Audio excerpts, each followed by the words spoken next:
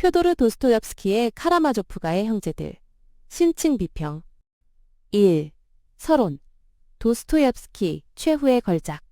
표도르 도스토옙스키의 마지막이자 가장 심오한 작품으로 평가받는 카라마조프가의 형제들은 1879년부터 1880년에 걸쳐 연재된 후 출간되었다.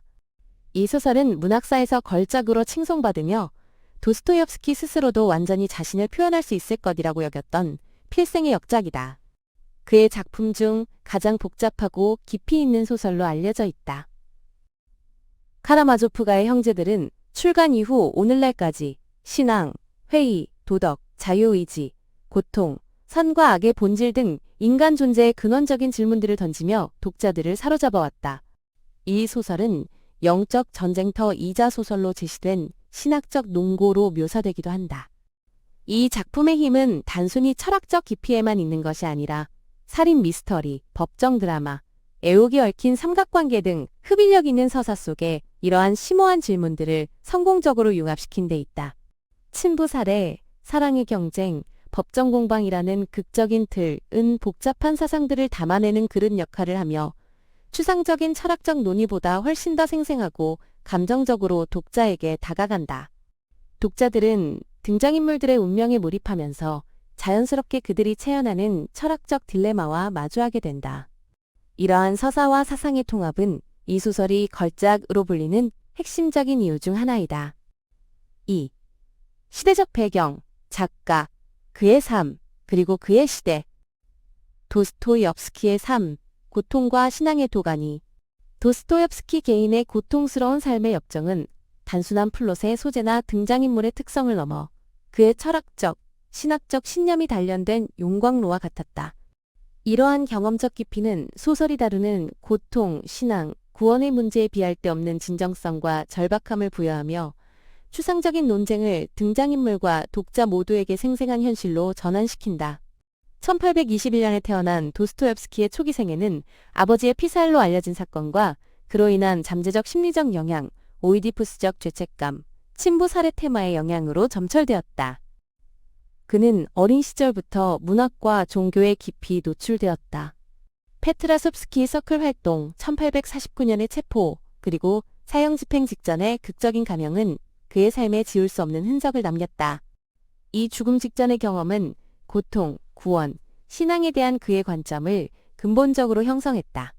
시베리아 유형 생활 4년은 고통을 통한 구원이라는 주제와 범죄 심리에 대한 이해를 심화시켰으며 감옥에서 발병한 간질은 스메르제코프라는 인물을 통해 소설 속에 반영되었다. 1878년 카라마조프가의 형제들 집필 직전 또는 도중에 겪은 어린 아들 알렉세이의 죽음은 알류샤, 아들의 이름을 딴 라는 인물 창조와 어린아이의 고통 일류샤이라는 주제에 깊은 영향을 미쳤다. 그의 문학 경력은 가난한 사람들 1846의 초기 성공으로 시작되었으나 이후 언론 활동, 재정적 어려움, 도박 중독 등으로 점철되었다. 이 시기 그는 급진적 사회주의를 거부하고 보수적이며 전통적인 러시아 정교의 가치를 수용하게 된다. 도스토옙스키의 개인적 고난은 단순한 사건의 나열이 아니라 그의 작품 세계를 관통하는 핵심 주제들의 원천이 되었다. 사형 선고는 필멸성과 삶의 가치에 대한 이해를 첨예하게 만들었을 것이며 이는 조시마 장로의 가르침에 반영되었을 가능성이 높다. 시베리아 유형생활은 인간 고통과 범죄성의 심연을 직접 목격하게 함으로써 그의 심리적 리얼리즘과 고통을 통한 구원이라는 주제를 형성하는 데 기여했다. 아들 알렉세이의 죽음은 알류샤 캐릭터 창조와 아동 고통이라는 모티프, 이반의 반항의 핵심 근거에 직접적인 영향을 주었다. 스메르제코프의 간질 역시 작가의 경험에서 비롯된 것이다. 따라서 이 소설은 이러한 주제들을 단순히 다루는 것이 아니라 도스토옙스키가 이들과 치열하게 씨름한 개인적 경험으로부터 탄생했으며 이는 철학적 논증의 날 것 그대로의 강력한 힘을 부여한다. 19세기 러시아의 사회정치 및 지적 풍토. 카라마조프가의 형제들은 19세기 러시아를 분열시키던 상충하는 이념들이 의인화되어 직접적이고 해결 불가능한 갈등 속으로 던져지는 극적인 장장으로서 기능한다. 카라마조프 가족 자체가 내부 갈등과 다양한 신념 체계로 인해 더 넓은 사회적 분열을 반영하는 거울과 같다. 19세기 중후반 러시아는 엄청난 사회적, 정치적, 지적 격변기였다. 1861년 농노해방령과 같은 개혁에도 불구하고 전제정치는 지속되었다. 이러한 배경 속에서 사회주의, 허무주의, 무신론, 합리주의와 같은 서구 이념이 유입되어 전통적인 러시아 정교의 신앙 및 사회 구조와 격렬하게 충돌했다. 이반과 라키친 같은 인물들은 이러한 시대적 긴장을 첨예하게 드러낸다. 당시 러시아 지식인 계층, 인텔리겐치아는 종종 급진적인 견해를 가지며 비밀결사 등을 통해 러시아의 미래를 논했다. 도스토옙스키는 이 계층의 인물들을 작품 속에 자주 등장시켰다. 또한 러시아적인 것과 국가 정체성에 대한 논쟁, 즉 서구화와 러시아 고유의 길 사이의 갈등도 중요한 문제였다. 드미트리 같은 인물은 이러한 러시아적 모순을 체현하는 인물로 여겨지기도 한다. 역사적 맥락은 서구 합리주의, 허무주의와 전통 정교회 간의 충돌을 상세히 보여준다. 등장인물들은 이러한 입장을 명확히 대변한다.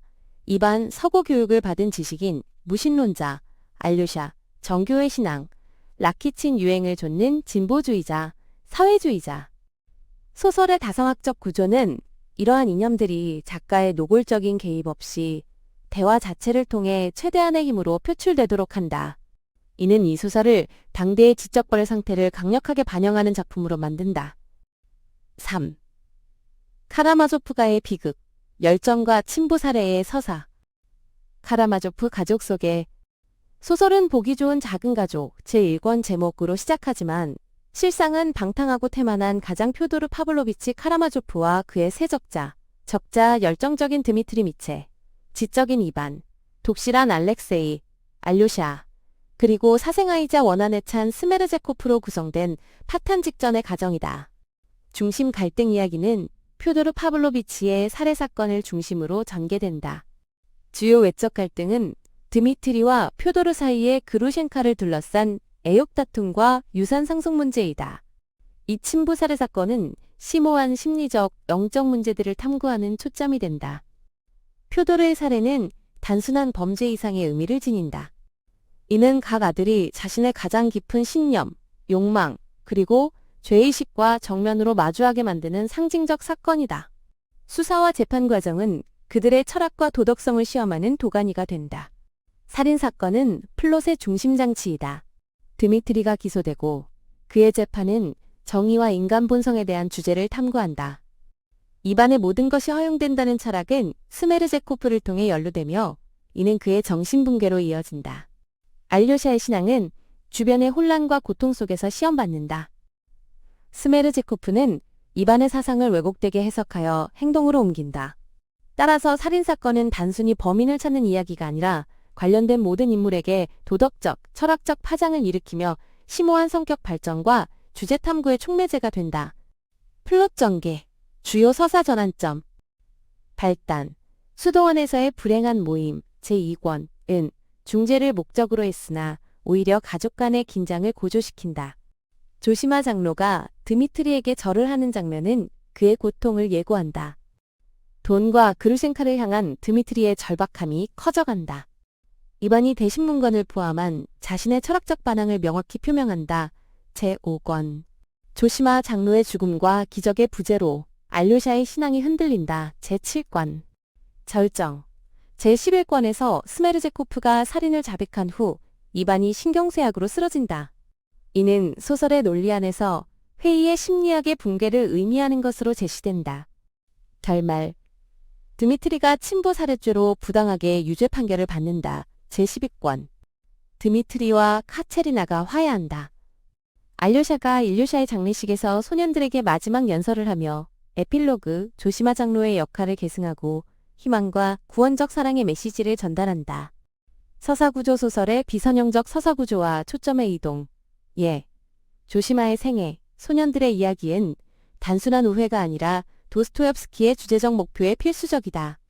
이러한 부분들은 신앙, 고통, 구원에 대한 대안적 관점을 제공하며 순전히 선형적인 플롯으로는 불가능했을 더욱 풍부하고 복잡한 테피스트리를 만들어낸다. 이야기는 작중 직접 관여하지는 않지만 논평을 제공하는 익명의 1인칭 화자에 의해 전개된다. 이 화자는 자칭 작가로서 이야기에 또 다른 층위를 더한다. 시점은 등장인물들 사이를 오가며 깊이 있는 심리 묘사를 가능하게 한다. 소설은 엄격하게 선형적이지 않으며 주제적 발전을 풍부하게 하는 서파들, 예, 제6권 조시마 장로의 전기, 제10권 일류샤와 소년들의 이야기 이 포함되어 있다. 라면 이 책이 왔다 갔다 하며 조시마 장로의 삶이나 일류샤의 이야기와 같은 부차적인 플롯을 가지고 있다고 지적한다. 흔 도스토옙스키가 통찰력을 제공하기 위해 플롯의 오해를 사용하며 주제 전달을 위해 단일 출처에 의존하지 않는다고 명시적으로 밝힌다. 조시마 장로의 전기는 이반의 회의주의에 대한 직접적인 반론을 제시한다. 일류샤와 소년들의 이야기는 알류샤가 조시마 장로의 적극적인 사랑의 가르침을 실천에 옮길 수 있게 하며 소설의 희망찬 결말을 제공한다. 따라서 이러한 오해들은 소설의 철학적, 영적 논증을 단순히 추상적인 논의가 아닌 행동으로 보여주기 때문에 그 완전한 표현에 필수적이다. 4. 갈등 속의 초상, 주요 등장인물 분석. 표도르 파블로비치 카라마조프. 성격, 도덕적으로 타락하고 탐욕스러우며 늙은 광대이자 자기만족적인 향락주의자이다. 어리석게 행동하는 것을 즐기고 즐거움을 위해 모욕을 주기도 한다. 감상적이면서도 사악하다.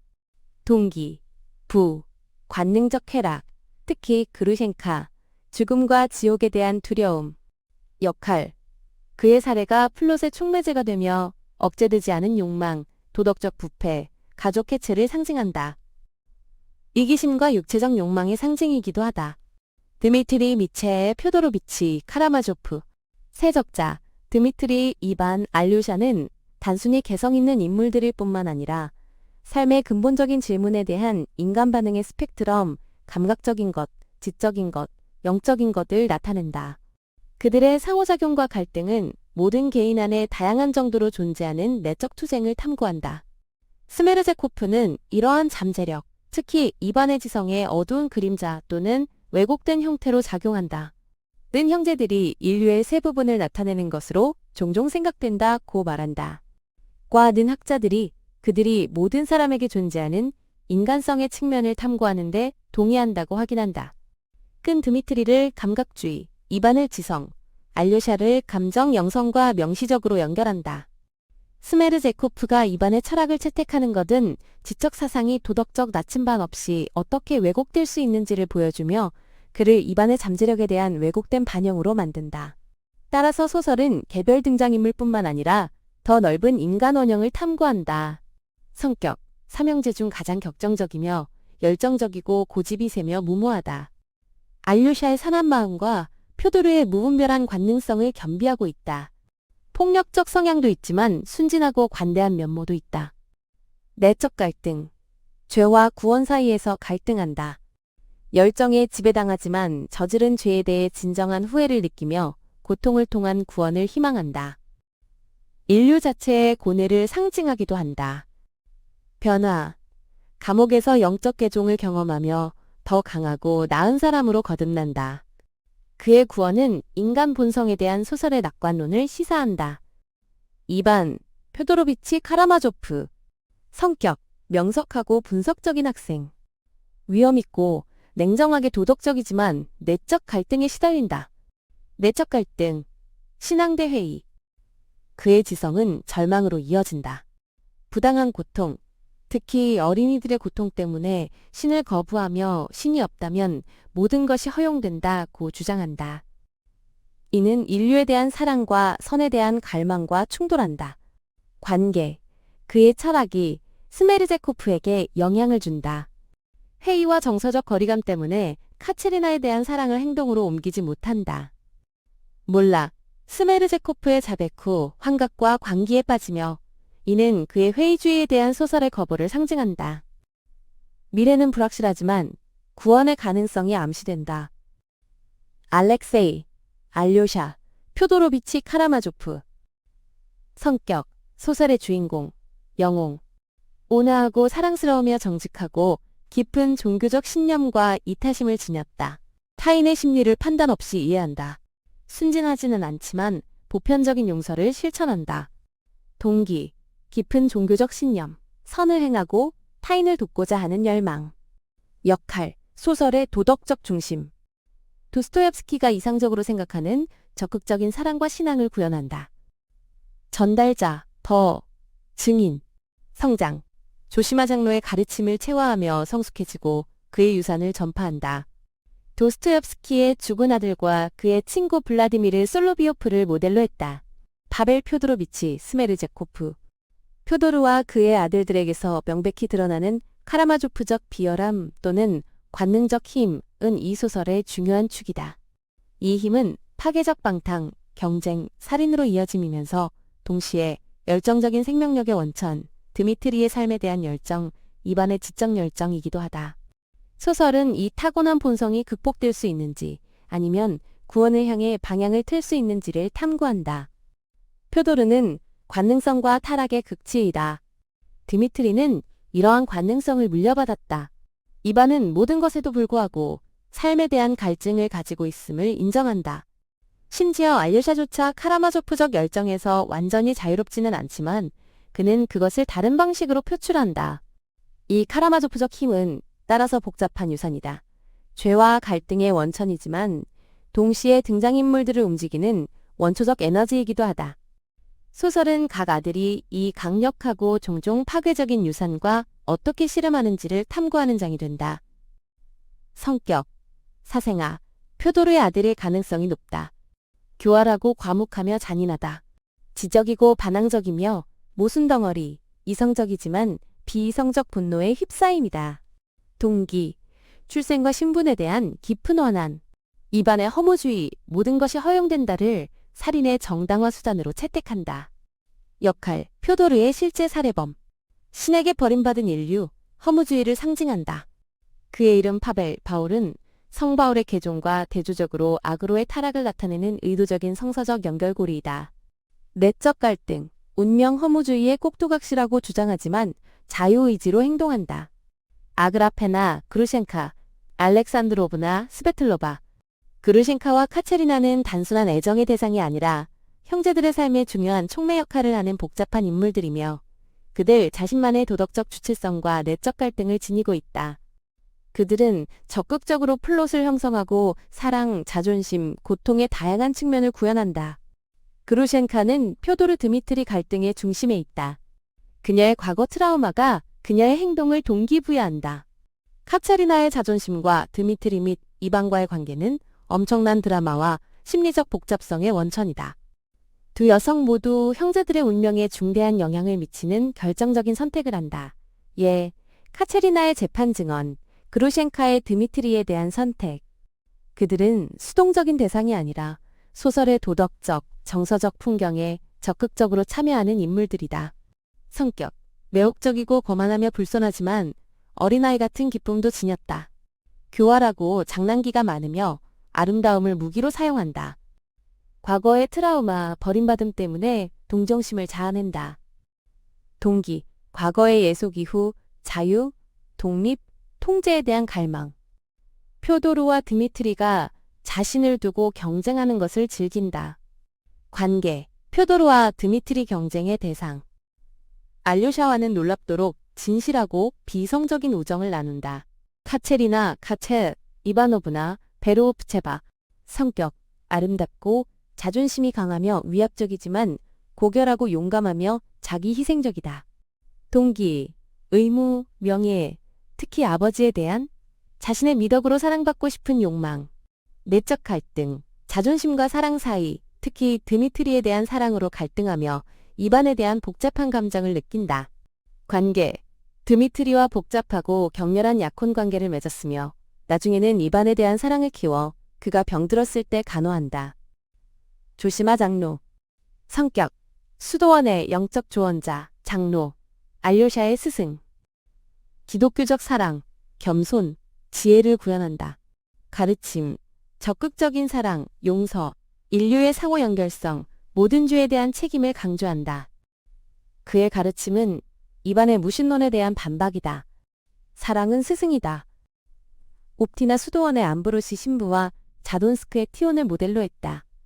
역할, 이반의 회의주의에 대한 영적 대척점이며 알료샤의 성격과 행동을 형성한다. 주제의 심연, 도스토옙스키의 핵심적 관심사.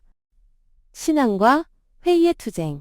도스토옙스키의 주요 주제들은 고립되어 있지 않고 깊이 상호 연결되어 있다. 자유의지의 행사는 도덕적 책임과 죄의 가능성에 직접적인 영향을 미친다.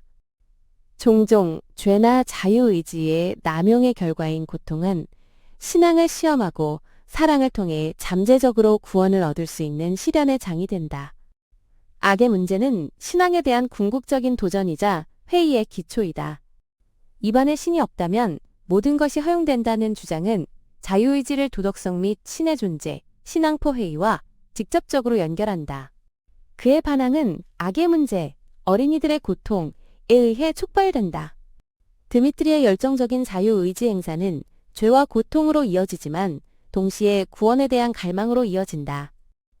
알료샤가 조시마 장로의 적극적인 사랑의 길을 자유롭게 선택하는 것은 그가 목격하는 고통과 죄에 대한 그의 반응이다. 이러한 주제들은 소설 전반에 걸쳐 끊임없이 대화하고 긴장관계를 유지한다. 이 소설의 중심에는 신앙과 회의 사이의 격렬한 투쟁이 자리 잡고 있다. 이는 주로 알료샤 신앙, 연민, 겸손의 화신화, 이반, 지성, 이성, 회의주의의 대표자를 통해 구현된다. 이반은 무고한 이들의 고통을 이유로 신에게 반항하며 알료샤의 신앙은 시험을 받지만 조시마 장로의 적극적인 사랑의 가르침에 뿌리를 두고 궁극적으로 확증된다. 소설은 신앙을 맹목적인 수용이 아니라 회의와 고통에 직면하여 의식적으로 선택하는 것으로 묘사한다. 자유의지의 무게와 도덕적 책임. 소설은 자유라는 무서운 짐을 탐구한다. 이반과 같은 등장인물들이 모든 것이 허용되는 세상을 갈망한다고 분명히 말하지만 도덕적 책임이나 신성한 법으로부터 자유로운 그러한 절대적 자유의 결과는 혼돈, 죄책감, 광기, 이반의 붕괴, 스메르제코프의 범죄로 이어진다.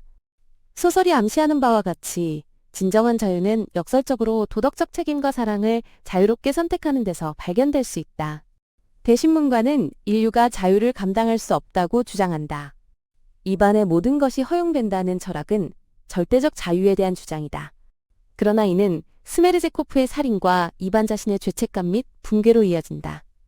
알료샤는 신앙과 조시마 장로의 사랑과 책임의 길을 자유롭게 선택함으로써 평화와 목적을 찾는다. 이는 도스토옙스키가 순전히 부정적인 자유 개념, 제약으로부터의 자유를 비판하고 긍정적인 자유 개념, 선, 사랑, 책임을 선택할 자유를 제시하고 있음을 시사한다. 신이 존재하지 않는다면 모든 것이 허용되는가? 라는 이반의 명제는 소설 전체를 관통하는 핵심 질문이다. 등장인물들은 자신의 선택 능력과 그 결과와 씨름하며 드미트리의 혼란은 자유의지의 무게를 강조한다. 스메르제코프의 허무주의는 도덕성이 결여된 자유의지의 파괴적 잠재력을 보여준다. 조시마 장로는 모든 사람이 다른 모든 사람의 죄에 대해 책임이 있다고 가르친다. 죄의 고통, 그리고 구원의 길. 죄는 인간 본성에 깊이 뿌리내린 보편적인 현상으로 그려진다. 고통은 단순한 처벌이 아니라 구원과 영적 성장을 향한 잠재적인 길로 제시된다. 드미트리는 고통을 통해 구원받기를 희망한다. 조시마 장로의 신학은 급진적인 사랑과 용서를 구원의 핵심으로 강조한다. 소설은 결함 있는 개인이라도 사랑과 겸손을 통해 구원받을 수 있다는 희망을 제시한다. 사랑의 본질, 관능적, 가족적, 그리고 영적인 사랑. 이반의 회의라는 지적 심연과 억제되지 않은 열정의 파괴적인 혼돈에 직면하여 도스토옙스키는 조시마와 알료샤를 통해 적극적인 사랑 타인에 대한 실천적이고 동정심 많으며 이타적인 행동을 의미, 신앙, 그리고 개인적 사회적 치유를 위한 가장 실행 가능한 길로 제시한다. 이는 철학적 논증이 아니라 살아있는 실천으로 제시된다. 이반의 강력한 지적 회의론은 논리만으로는 거의 반박할 수 없는 것처럼 보인다. 조시마의 가르침과 알료샤의 행동은 적극적이고 지칠 줄 모르는 사랑을 강조한다. 이반의 대신문관에 대한 알료샤의 반응은 반론이 아니라 사랑의 행위인 입맞춤이다. 마지막에 소년들과 함께하는 그의 활동은 이 적극적인 사랑의 실천적 적용이다. 이는 도스토옙스키가 실존적 절망에 대한 해답을 지적 증명이 아니라 경험적 사랑과 연민에서 찾는다는 것을 시사한다. 소설은 다양한 형태의 사랑을 탐구한다. 표도르의 타락한 관능성, 드미트리의 열정적이지만 종종 파괴적인 사랑, 카체리나의 자존심 강하고 소유욕적인 사랑, 이반의 지성화되고 억압된 사랑, 그리고 알료샤와 조시마 장로의 적극적이고 동정심 많은 그리스도적인 사랑. 사랑은 스승이다. 조시마 장로의 사상가는 개념은 이웃에 대한 적극적인 사랑을 신앙과 이해에 이르는 길로 제시한다. 악의 문제와 정의의 추구. 이반은 신의 선함과 전능함을 특히 무고한 어린이들의 고통과 조화시키지 못하는 신정론의 문제와 깊이 씨름한다. 소설은 쉬운 해답을 제시하지 않고 신의 정의 대 인간의 고통이라는 문제를 다룬다. 드미트리 재판에서의 오심은 지상의 사법체계에 대해 더 높은 도덕률에 대한 질문을 제기한다. 6. 대신문관, 철학적 초석. 맥락. 대신문관은 이반이 알료샤에게 들려주는 시 제5권 제5장이다. 이는 알료샤의 신앙과 무고한 이들의 고통에 대한 이반 자신의 고뇌에 대한 응답이다. 이 시는 이반에게 단순한 철학적 유희가 아니라 그 자신의 내적 갈등을 깊이 있게 표현하는 수단이다. 대신문관의 주장은 표면적으로는 그리스도를 비판하지만 이반 자신이 신앙을 받아들이지 못하고 이성으로 질서 잡힌 세계를 갈망하는 것에 대한 합리화로도 작용한다. 비록 그것이 진정한 자유를 희생하는 것을 의미할지라도 말이다. 그러나 대신문관의 궁극적인 불행과 그리스도의 침묵의 힘은 이반 자신의 해결되지 않은 고뇌를 반영하기도 한다. 이반은 어린이들의 고통을 상세히 설명한 후 이 이야기를 하는데 이는 그의 반항의 근거가 된다. 대신문관이 그리스도의 업적을 바로잡고 통제를 통해 보편적 행복을 제공하려는 욕망은 이반이 불합리한 고통이 없는 합리적이고 질서 있는 세계를 갈망하는 지적 욕망을 반영한다. 그러나 이반은 자신의 무신론에 만족하지 못한다. 그의 관점은 유지되지 못했다. 그것들은 그를 병들게 했다. 대신문관 역시 그의 권력에도 불구하고 비극적인 인물이다. 사랑과 용서의 상징인 그리스도의 입맞춤은 대신문관, 그리고 더 나아가 이반을 깊이 불안하게 만들며 영적 딜레마에 대한 순전히 합리적인 해결책의 부적절함을 시사한다. 배경과 전제. 그리스도가 스페인 종교재판 시기에 지상으로 돌아와 대신문관에게 체포된다. 대신문관의 주장. 그리스도의 세 가지 유혹 거부에 대한 비판. 빵. 그리스도는 돌을 빵으로 만들어 인류의 물질적 필요를 충족시켜야 했다. 사람들은 빵, 안전을 위해 자유를 버릴 것이다. 교회의 대신문관과 이를 제공한다. 기적. 사람들은 강요받지 않는 신앙을 갖기에는 너무 약하므로 그리스도는 기적을 행하여 믿음을 강요해야 했다. 교회는 기적, 신비, 권위를 제공한다. 권력 권위. 그리스도는 인류를 통합하기 위해 지상의 권력을 받아들여야 했다. 교회는 질서와 보편적 행복을 창조하기 위해 이 권력을 장악했다. 견딜 수 없는 짐으로서의 자유. 대신문관은 그리스도가 인류에게 선택의 자유를 줌으로써 그들을 과대평가했으며 이는 영적 고뇌와 혼란으로 이어진다고 주장한다. 대부분의 사람들은 이러한 자유보다 평화, 안전, 심지어 죽음을 선호한다. 교회의 그리스도 업적 수정. 대신문관은 교회가 인류에 대한 사랑으로 그리스도의 업적을 수정하여 자유의 짐을 덜어줌으로써 행복과 안정을 제공한다고 주장한다. 그들은 그리스도의 이름으로 통치하지만 악마의 방법을 사용한다. 암시됨. 그리스도의 응답. 그리스도의 침묵과 입맞춤은 심오하게 모호하여 다양한 해석을 가능하게 하며 시가 단순한 교훈적 논증이 되는 것을 막는다. 이 모호함은 독자 그리고 알류샤로 하여금 그리스도로부터 정답을 수동적으로 받는 대신 대신문관의 주장에 적극적으로 맞서도록 강요한다. 본문은 그리스도의 침묵을 강조한다. 이러한 언어적 반박의 부재는 대신문관의 주장이 시 자체 내에서 직접적인 반론 논리에 의해 도전받지 않고 그대로 유지된다는 것을 의미한다. 입맞춤은 사랑과 용서의 행위이지만 상세한 반박은 아니다. 이는 응답의 부담을 알류샤, 이반에게 입맞춤을 하는 에게, 그리고 궁극적으로는 독자에게 넘긴다. 도스토옙스키는 이 모호함을 사용하여 철학적 참여를 더욱 심오하고 개인적인 것으로 만든다. 긴 독백 내내 침묵을 지키다가 대신문관의 입술에 부드럽게 입맞춤하는 것으로 마무리된다. 대신문관은 동요하며 그리스도를 풀어주지만 다시는 돌아오지 말라고 말한다. 이반의 관점과 광범위한 주제와의 관계. 신학적 함의를 넘어 대신문과는 개인의 자유를 대가로 안보와 행복을 약속하며 종종 통제, 신비, 권위의 방법을 사용했던 20세기 전체주의 체제에 대한 예언적 비판으로 읽힐 수 있다. 대신문과는 교회의 절대 권력을 통해 달성되는 보편적 행복을 주장하며 빵을 제공하고 선택의 부담을 덜어준다. 이는 개인의 자유와 영적 자유를 희생시키면서 물질적 안정과 집단적 정체성을 제공했던 전체주의 정권, 소련 공산주의, 파시즘의 약속을 반영한다. 그러한 교환의 유혹적인 힘과 그것이 궁극적으로 수반하는 영적 공허함에 대한 도스토옙스키의 탐구는 놀랍도록 예지력이 있었다. 러시아 혁명가들이 권력을 잡으면 어떻게 행동할지 너무나 정확하게 예측했기 때문에 예언적이다. 대신문간의 주장은 이반 자신의 깊은 회의와 고통을 허용하고 견딜 수 없는 자유를 요구하는 신에 대한 지적 거부를 반영한다. 이는 신앙과 이성, 자유와 행복, 개인의 양심과 제도적 권위 사이의 갈등을 강력하게 표현한다.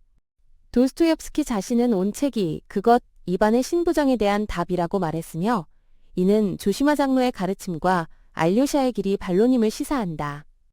7. 도스토옙스키의 예술성, 문학기법과 스타일. 심리적 리얼리즘. 도스토옙스키의 심오한 심리적 리얼리즘은 등장인물들의 철학적 투쟁을 깊이 개인적이고 믿을 수 있게 만든다. 그들의 사상은 추상적인 선언이 아니라 개인적인 경험, 트라우마, 욕망에서 비롯된 느껴지는 사상이다.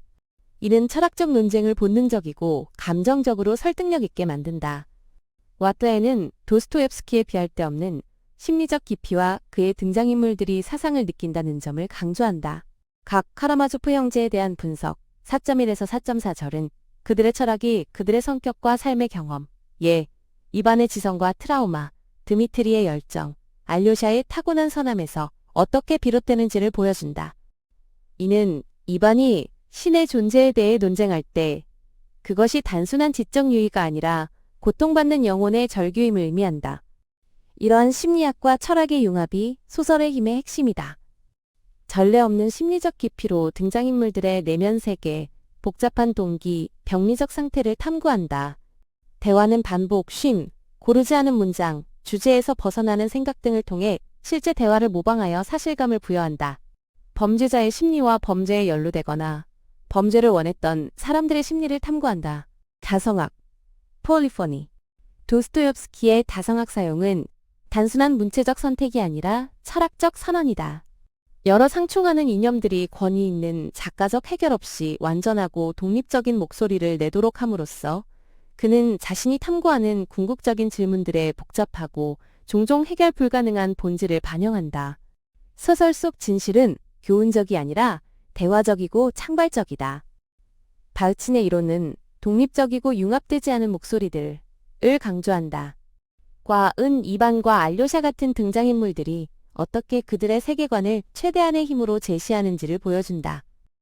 화자는 전통적인 의미에서 최종적인 답을 제공하는 전지적 존재가 아니다. 이러한 구조적 선택은 독자로 하여금 상충하는 사상들과 직접적으로 씨름하도록 강요하며 이러한 철학적 딜레마들과의 실제 세계에서의 투쟁을 반영한다. 도스토옙스키는 쉬운 답을 주지 않는데 그에게 있어 이러한 질문들은 답이 없을 수도 있기 때문이다. 미하일 바흐친에 의해 발전된 개념으로 독립적이고 융합되지 않은 다수의 목소리와 의식을 의미한다. 각 등장인물은 강력하고 뚜렷한 이념을 가지며 그들의 목소리는 작가로부터도 독립적이고 강력하다. 이는 이념적 대립을 야기한다. 알료샤의 기독교 윤리대 이반의 무신론, 드미트리의 열정대 조시마 장로의 영적 지도. 화자는 다수의 목소리 중 하나일 뿐 궁극적인 권위자가 아니다. 소설은 카라마조프 만세라고 외치는 통일된 목소리로 끝나는데 이는 서로 다른 멜로디의 형식적 모방이다. 상징주의 도스토옙스키는 문학적 기교를 위해서만이 아니라 추상적인 철학적, 신학적 개념을 구체적이고 감정적으로 공감할 수 있도록 만들기 위해 상징주의를 사용한다. 예를 들어 조시마 장로의 부패하는 시신은 쉬운 기적이 없는 세상에서 신앙의 본질에 대한 강력한 상징이 된다. 과, 등장인물 자체가 상징, 알료샤는 신앙, 이반은 회의이라고 명시적으로 밝힌다. 조시마 장로의 시신에 대한 분석은 물리적 사건이 어떻게 신앙의 본질에 대한 심오한 논평이 되는지를 보여준다. 자존심을 상징하는 도는 추상적인 악덕을 구체화한다. 양파는 구원이라는 복잡한 개념을 단순하고 기억에 남는 이미지로 요약한다. 이 기법을 통해 도스토옙스키는 복잡한 사상을 여러 층위에서 전달할 수 있다. 등장인물로서의 상징, 알료샤 신앙, 이반 회의, 표도르, 관능적 욕망, 스메르제코프, 표도르의 사악함, 조시마 장로의 시신. 예상치 못한 악취는 신앙이 기적으로 정당화되는 것이 아니라 회의의 이유에도 불구하고 선택되어야 함을 상징한다. 돈, 자존심과 그로 인한 비도덕적 결정의 가능성을 상징한다. 예, 표도르의 탐욕, 카체리나의 상처받은 자존심, 스네기르프 대위의 거절, 양파, 그루샹카가 들려주는 우화, 구원과 인간 성격의 복잡성, 완전히 선하거나 악하지 않음을 상징한다. 봉투와 3,000 루블, 처음에는 탐욕을 상징하지만 진실축으로 구체화된다. 왼쪽, 반복되는 모티프, 일류샤의 왼손잡이, 야가비로, 불길하거나 비정상적인 것을 상징할 수 있다. 스코토프로고니옙스크, 가축시장, 인간의 저급한 본능을 상징한다. 드미트리의 고통받는 아이 꿈, 더 넓은 인간의 고통과 불의를 상징한다. 서사 구조와 목소리, 익명의 일 인칭화자가 등장인물 이야기꾼으로서 논평을 제공하고 인식을 형성한다. 변화하는 시점은 깊이 있는 심리묘사를 가능하게 한다. 플롯의 사파들, 조시마 장로의 전기, 일류샤의 이야기는 주제적 발전을 풍부하게 한다. 사상에 대한 대화적 탐구는 독자와의 근접성을 창출한다. 대화에서의 반복과 증폭 사용은 현실감과 강조 효과를 준다. 심리 드라마와 행동이 삽입된 대화에 의해 종종 주도되는 매혹적인 서사 속도를 지닌다. 8. 영속적인 유산, 소설의 영향과 비평적 수용. 19세기 러시아에서의 초기 비평적 수용. 소설의 복잡한 다성학적 구조는 도스토옙스키가 기독교 신앙의 옹호자, 일부에 의해이자 동시에 무신론적이고 허무주의적인 주장의 심오한 표현자, 이반을 통해로 역설적으로 받아들여지게 만들었다. 이러한 이중성은 쉬운 범주화를 거부하고 지속적인 논쟁을 강요하기 때문에 이 소설의 지속적인 힘의 핵심이다.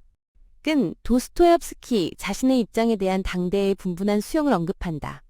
이반의 주장은 너무나 강력해서 대체로 무신론을 포용한 실존주의 사상가들 카뮤, 사르트르에게 기초가 되었다. 그러나 알료샤와 조시마는 설득력 있는 신앙의 비전을 제시한다. 이러한 긴장감은 이 소설이 신자와 회의론자 모두에게 심오하게 이야기한다는 것을 의미한다. 도스토옙스키의 천재성은 상반된 세계관을 너무나 설득력 있게 구현하여 양측 모두 그를 자신의 편으로 주장할 수 있게 한 데 있었다. 연재 당시부터 각 편은 논쟁과 사색을 불러일으켰다. 도스토옙스키는 유명 인사였으며 그의 소설은 널리 읽혔다. 그의 죽음은 러시아 역사상 가장 큰 장래 행렬을 촉발했다. 종교적 신앙대 불의, 선과 악의 본질과 같은 주제는 논란의 대상이었다. 일부는 그를 위대한 종교작가로 보았지만 다른 이들은 그가 종교를 옹호하는지 반대하는지 의문을 제기했다.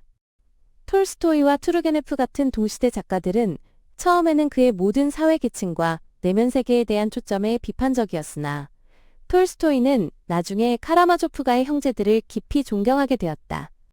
일부 비평가들, 자유주의 무신론자들과 보수주의 신자들은 도스토옙스키가 대신문관의 입장에 동조한다고 느꼈고 소수, 블라디미르 솔로비오프 등은 그의 기독교 옹호를 칭송했다. 차이콥스키는 이 소설을 견딜 수 없다고 평하며 등장인물들이 미쳤다고 말했다. 이 작품은 도스토옙스키의 초기 작품들에서 다룬 주제들을 집대성한 것으로 인정받았다. 후대 문학, 철학, 심리학, 신학에 미친 영향. 카라마조프가의 형제들은 단순히 다양한 분야에 영향을 미친 것이 아니라 모더니즘, 실존주의, 정신분석학의 많은 핵심 사상들이 발전하거나 중요하게 형성된 기초 텍스트, 즉 소스 코드를 제공했다. 사상가들은 단순히 그것을 읽는데 그치지 않고 그 등장인물들과 딜레마들을 자신들의 이론을 위한 발판으로 삼아 씨름했다. 프로이트의 광범위한 분석, 카뮤의 이반에 대한 직접적인 참여, 사르트르의 이반의 격언 사용, 그리고 니체의 도스토옙스키를 심리학자로 인정한 것은 모두 수동적인 영향 이상의 것을 가리킨다. 그들은 적극적으로 소설을 활용했다. 자유, 책임, 부조리, 무의식, 신의 죽음과 같은 이러한 운동의 중심 주제들은 모두 카라마조프가의 형제들에서 강력하게 예시되고 탐구된다. 마치 도스토옙스키가 비판적인 질문을 제기하고 이러한 후기 사상가들이 체계적으로 분석한 인간 조건을 개발한 것과 같다. 문학적 모더니즘에 심오한 영향을 미쳤다. 프란츠 카프카, 제임스 조이스, 버지니아 울프, 앙드레 지드, 앙드레 말로, 미하일 불가코프 같은 작가들에게 영향을 주었다. 그의 기법, 신뢰할 수 없는 화자, 다성학이 대중화되었다. 감옥 수용소 소설과 디스토피아 소설, 잠어진의 오리들, 헉슬리의 멋진 신세계, 오웰의 1984과 같은 장르에 영향을 미쳤다. 철학, 실존주의의 선구자로 간주된다. 프리드리히 니체, 도스토옙스키의 심리적 통찰력을 높이 평가했다.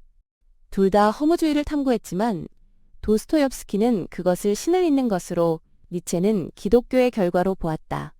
도스토옙스키의 등장인물 유형이 니체의 도덕성 분석에 영향을 미쳤을 수 있다. 이반 카라마조프는 니체의 허무주의를 예견했다. 알베르 카뮈, 이반 카라마조프와 모든 것이 허용된다는 말에 깊은 영향을 받았다.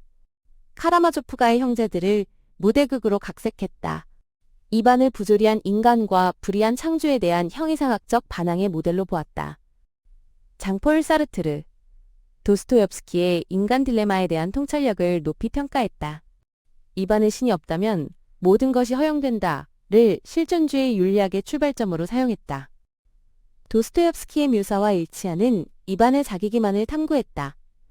심리학 지그문트 프로이트, 카라마조프가의 형제들을 지금까지 쓰인 가장 장엄한 소설이라고 불렀다.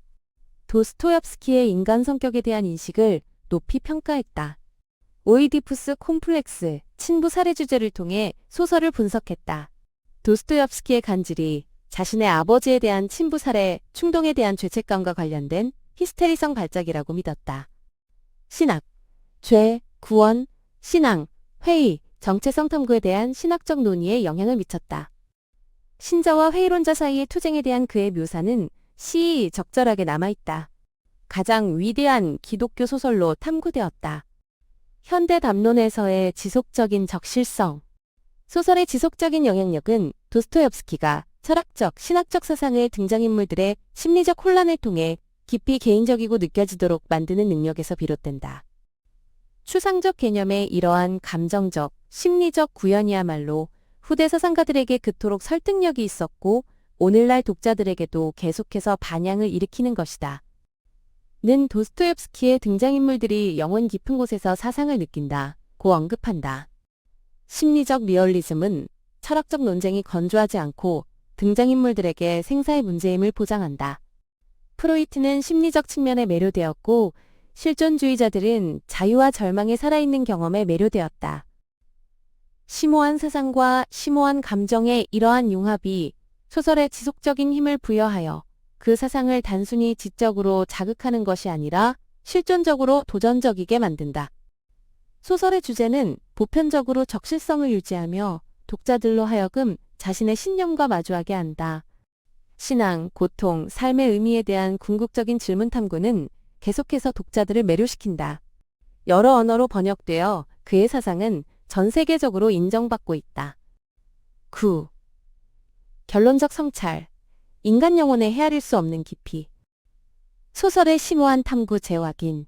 카라마조프가의 형제들은 선과 악, 사랑과 증오, 신앙과 절망 등 인간 조건의 복잡성 우리의 능력에 대한 비할 데 없는 여정으로 요약될 수 있다. 이 소설은 명확한 메시지를 담은 닫힌 텍스트가 아니라 인간 삶의 가장 근본적인 측면에 대한 지속적인 대화로의 열린 초대이다. 그 위대함은 새로운 해석을 생성하고 각 새로운 세대 독자들의 진화하는 관심사에 이야기하는 능력에 있다. 다성학적 구조는 본질적으로 단일 해석에 저항한다. 출판부터 현재까지 다양한 비평적 수용 팔절은 그것이 다른 사람들과 시대에 다른 의미를 가질 수 있는 능력을 보여준다. 신앙, 자유의지, 악에 대해 제기하는 지속적인 질문들, 우절은 시대를 초월하며 계속해서 논의될 것이다. 따라서 소설의 결론은 끝이 아니라 독자 참여의 영원한 시작이다. 도스토옙스키의 마지막 말, 그의 마지막 소설로서 이 작품은 러시아의 영적, 지적 운명과 인간 존재의 영원한 질문에 대한 그의 평생의 참여의 정점을 나타낸다.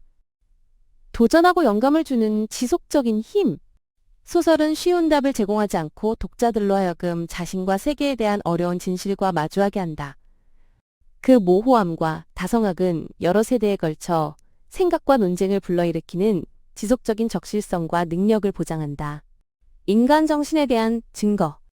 소설의 지속적인 심리적 영향은 카라마조프가 구현한 갈등과 모순 지성과 열정, 신앙과 회의, 선과 악 사이의 투쟁, 이 그들에게만 국한된 것이 아니라 모든 인간 영혼 안에 내재된 복잡성을 반영한다는 인식에서 비롯된다. 소설을 읽는 것은 자기 탐구의 행위가 된다. 이 책을 읽으면서 자신의 행동과 신념에 거울을 비추지 않는 것은 불가능하다. 그리고 우리 안에는 세 형제 모두의 약간씩이 있다. 고 말한다. 과는 학자들이 도스토옙스키가 모든 사람에게 존재하는 인간성의 측면을 탐구하기 위해 형제들을 사용한다는 데 동의한다고 지적한다. 소설의 심리적 리얼리즘은 이러한 내적 투쟁을 보편적으로 공감할 수 있게 만든다.